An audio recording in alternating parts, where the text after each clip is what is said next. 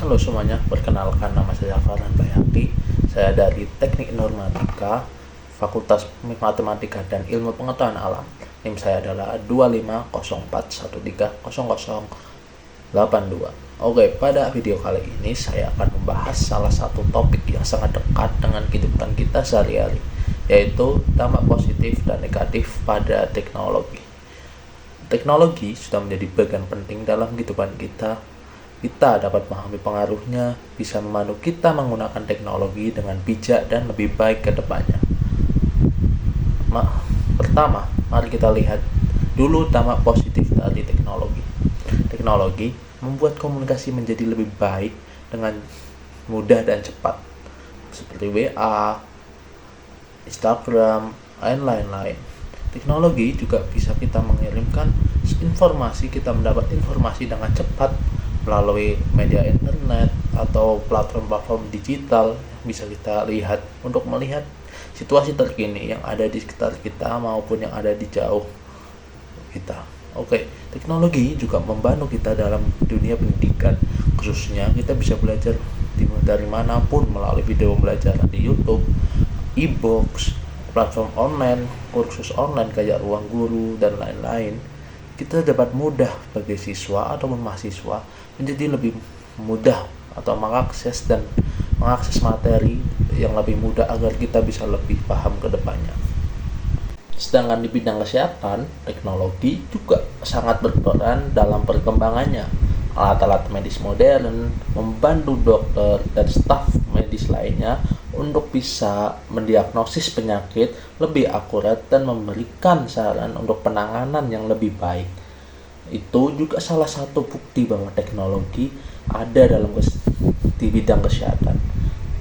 Dan gitu pada sehari-hari kita, aplikasi kesehatan membantu kita memantau kondisi tubuh sendiri yang menyebabkan kita bisa memantau kondisi kesehatan kita seperti detak jantung, asupan nutrisi yang kita masuk ke tubuh kita.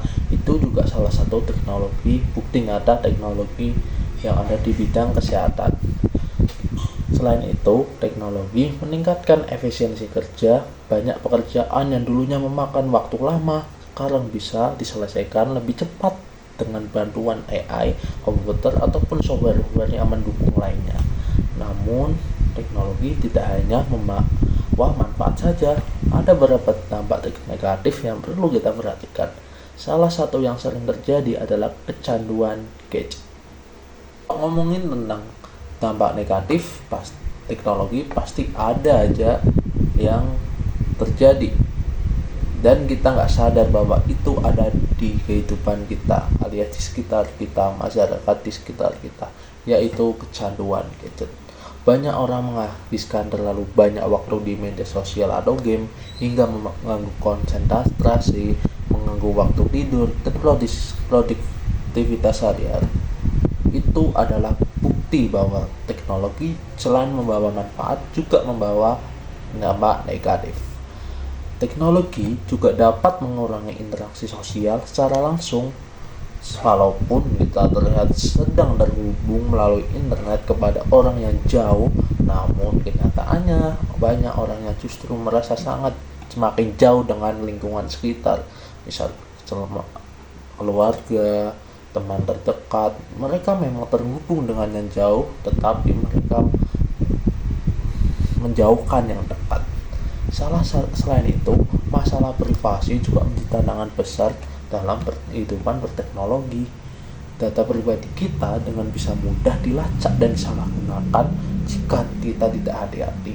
Dan di dunia kerja, otomatisasi serta penggunaan mesin cerdas seperti AI membuat beberapa pekerjaan manusia mulai tergantikan, sehingga kita harus beradaptasi agar tidak tertinggal.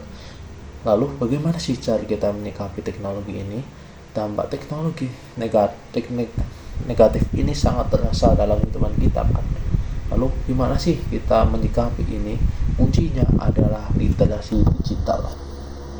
Literasi digital, yaitu adalah kemampuan untuk memahami, mengontrol, dan memanfaatkan teknologi dengan cara yang tepat.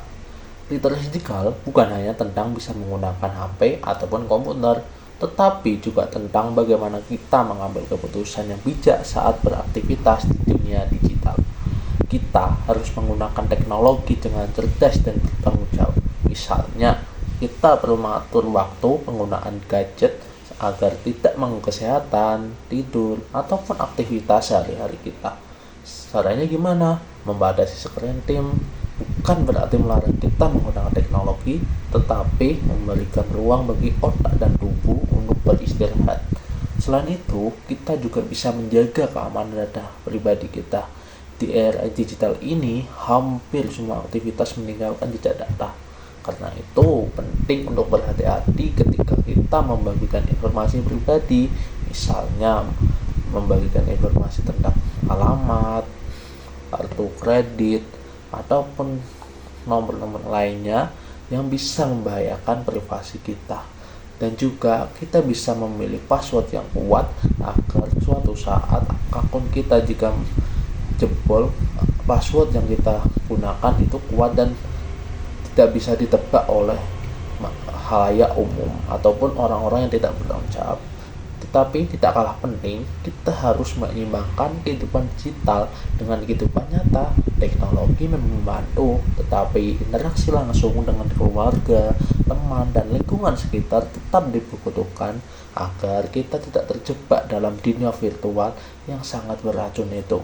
Menggunakan teknologi sebagai alat pendukung bukanlah kita yang menjadi hal yang menguasai hidup kita, tetapi teknologi itu menjadi sebuah yang membantu aktivitas kita untuk bisa lebih mudah dan efisien.